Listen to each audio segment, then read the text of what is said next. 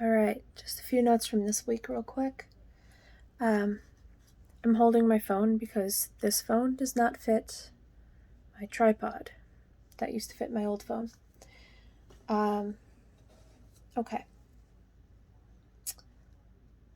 The solar system is the solar system. So, one of the people I follow on YouTube, Gigi Young, covered that recently. The first time I thought of that was in a book about Christ. And then in 2017 or 18, a friend of mine created an Xbox name using that pun. So the human soul and the sun as soul are similar. And the idea of classical Greek idea of psyche, which is the mind as the spirit or the soul, is a good reference point. I think we should use that word more. All right, 7 planets and 7 chakras. So there are 7 classical planets, and there are 7 classical chakras. And so there's a 12 chakra system with the human design and cabal.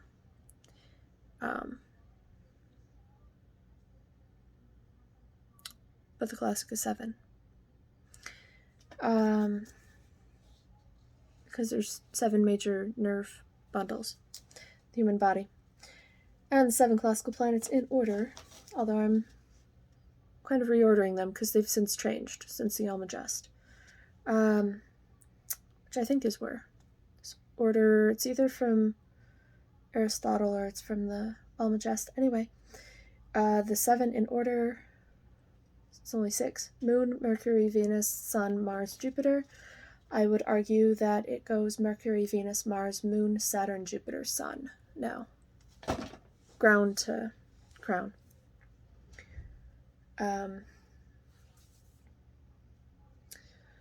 Okay. What we call 3-dimensional reality is the body of reality. The astral or 4D is the mind, whether it's the shadow aspect that comes first and most easily, or whether it's the enlightened records and channeling and what we consider enlightenment. 5D is synthesis and heart. And then the other idea here was an octave is 7 tones, where 1 and 8 are the same. So one thing I realized in a trance state, in a meditation, was the lower astral is the ground chakra of the next bracket. So all the unconscious stuff that gets crammed down as far as possible goes there. That's your animalistic. That's why you'll often see the chimeras, the multi-headed, the melty face, all the more animal-based demons that'll go like, yeah, try to surprise you, and you're like, all right, just passing through, excuse me. And then you get to, I often find there's like a thin layer that's even worse, that's more personal, more human, and more demonic. Actually, I might even post another video today, but it's very dark stuff. It's very heavy, but a lot of people experience it and they won't admit they experience it. When people have bad trips or, sleep paralysis, although that's a more physical to psychological, it's like a mind-body thing that happens, but sometimes people they have bad astral experiences due to their predetermined physical and mental state. Yeah. All right. So lower astral. So the ground chakra is where you have those animalistic things. And then you have the sexual trauma of the world, which is like the sacral.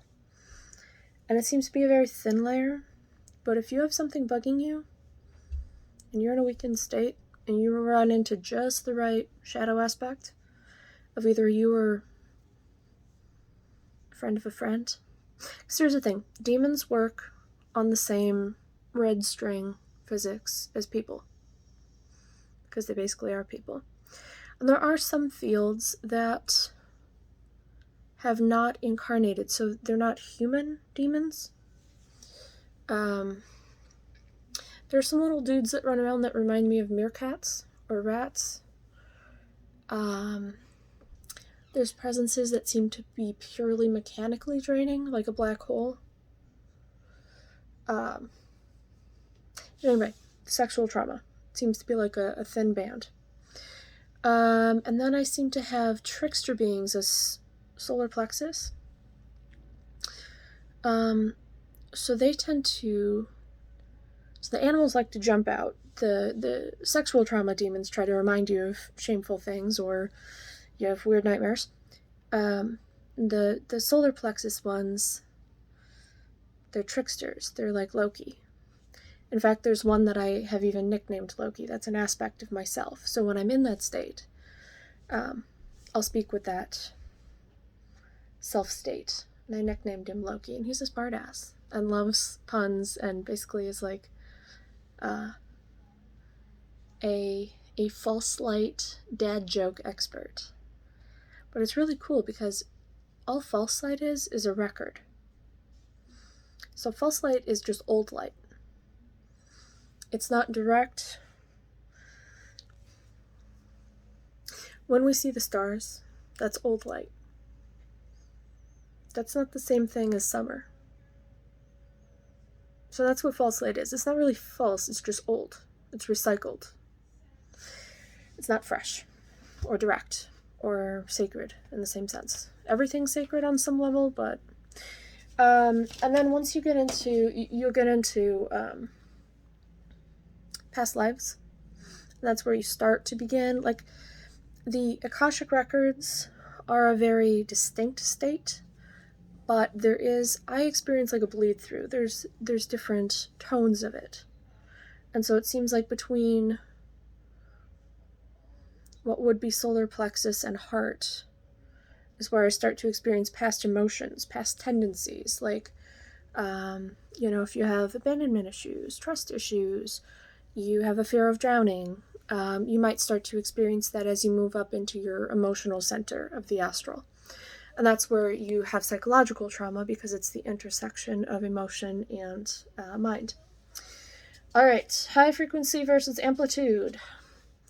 High frequency refers to UV, ultraviolet, which is above the bracket of perception visually, and then infrared is below.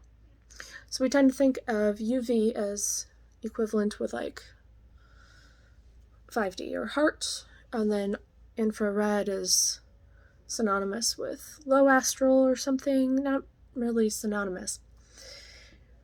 The thing to keep in mind is high frequency is a matter of time. It's how fast something vibrates. And objects that appear solid, matter that appears solid, has a fast frequency. It has a high frequency. So that tends to be confusing, because then we think of high frequency as a high sound. But chairs, tables, they're all vibrating very fast. So technically they are high frequency. They're not enlightened, and their amplitude isn't high. They're like a little static, if you were to graph it, where anger would be a spike.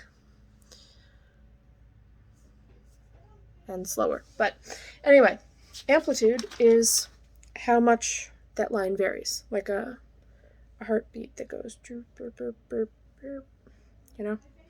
that's a change in amplitude. Wavelength is crest to crest.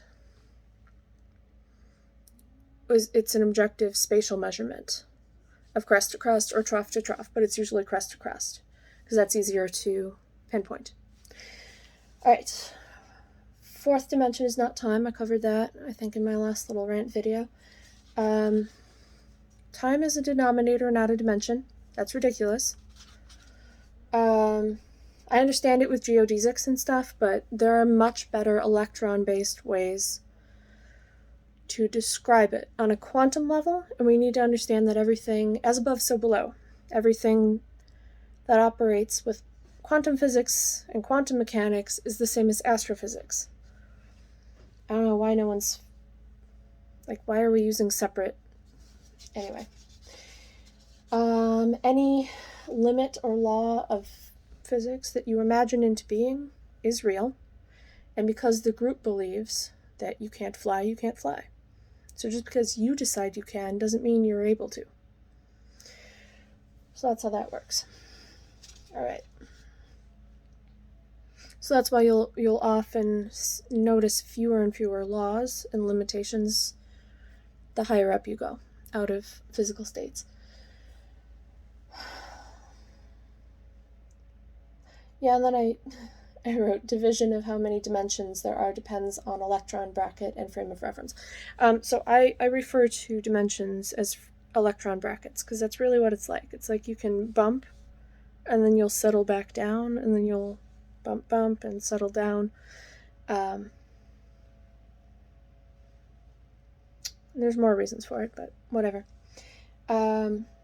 The way you divide a chakra system or solar system or whatever just speaks to what's visible to you, where you are in your own development, and how you want to conceptualize things. Because you don't want the general talk about energy and the human body to be out of reach for the general populace. And the reason for the 7 and 12 split is 7 equals Earth. If you're counting inward, Zechariah Sitchin made that. He used to be French. He's not French. If you have any basic understanding of Middle Eastern cosmology, it's not French. It's actually very good anthropological work. He does make a lot of assumptions that I don't agree with. Especially, like, as his books go on, he gets more and more into, like, aliens and this is this. It's like, you can't start using your own conclusions as axioms. Okay, but whatever. So 7 is Earth, counted inward. The number of the god of Earth, who's basically Jupiter to Western modern people, classically now. Middle Eastern Jupiter. His number was 7. It's a holy number. And then I'll have to bring in, like, the symbology of this later on. But then you have, like, the circle with the cross in it. That sometimes means Earth and sometimes means sun. That factors in there. The Egyptians used to say in their mysteries that you needed to pass through, well, Pharaonic Egypt. So, I guess technically 18th dynasty on, but a lot of people argue 12th because that was like the classical ancient Egyptian, whatever. Pharaohs were told they had to pass through 7 gates. And I believe that those are celestial bodies. Not that they actually have to pass through a planet, and I'm guessing Zechariah Sitchin would say take a spaceship past 7 planets. It really just means fully understand yourself in each of those major archetypes that are, the first 7 are the physical. That's why the human body chakra system is 7. The other 5 are the etheric. You could also picture it, although it doesn't add up numerically, I don't think. No, it doesn't. You could picture inner planets, outer planets. Even though it doesn't line up. Physical chakras, non-physical chakras. Physical, sacred planets. Esoteric, sacred planets. The inner planets have sacred metals as well, and I'm still working on a system with that. Classical, I have written down from, I think, the Almagest, or it might have been Aristotle's work, is Moon, Mercury, Venus, Sun, Mars, Jupiter, but it must also be Saturn at the end. And I would argue that if we're going from ground to crown, that it would now, because we have gone through a change, that it would now be Mercury, Venus, Mars, Moon, Saturn, Jupiter, Sun. Actually, I'm not really sure about Jupiter, Saturn. It feels like it should be the opposite. I'm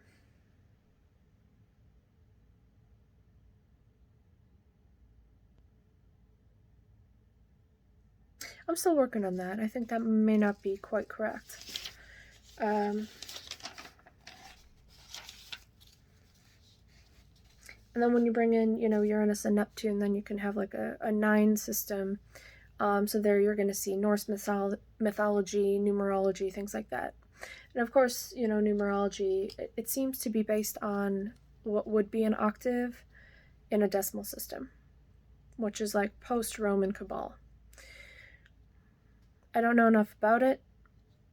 I've had some people try to BS me and gaslight me with it, so I'm a little bit personally biased.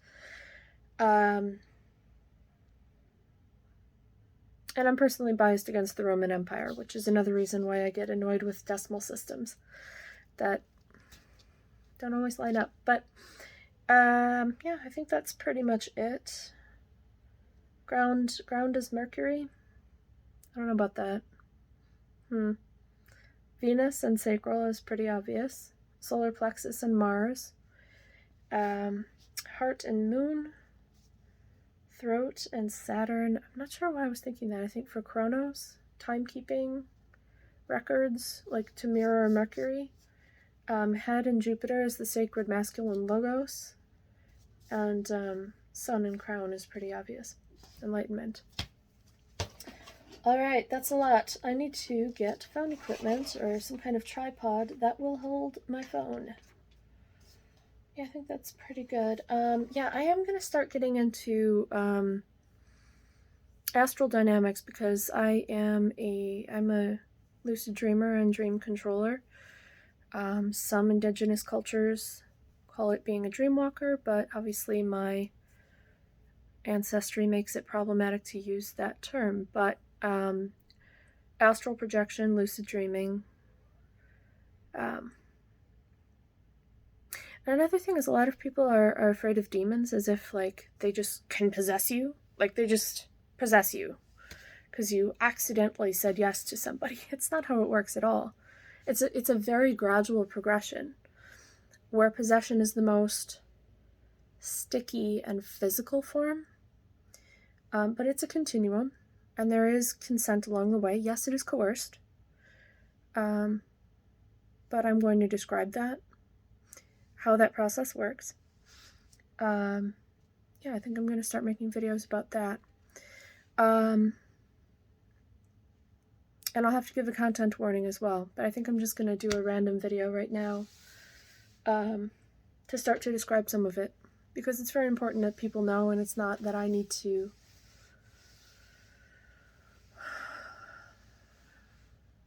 get it out there in a literary way. It's a pretty common sense and important thing that needs to happen now. Not like I'm the only person. Everybody's working on it, but it's important to start talking about it more and more. The more people who talk about it and make it okay, the faster we get there, the better we're going to be. So, yeah, I think that's what I'm going to do right now. All right. Thanks for hanging out. I'm going to make more professional videos someday, but I just need to work on getting things out there because I've got backlogs for 6 years right now and need to just do it. So thanks.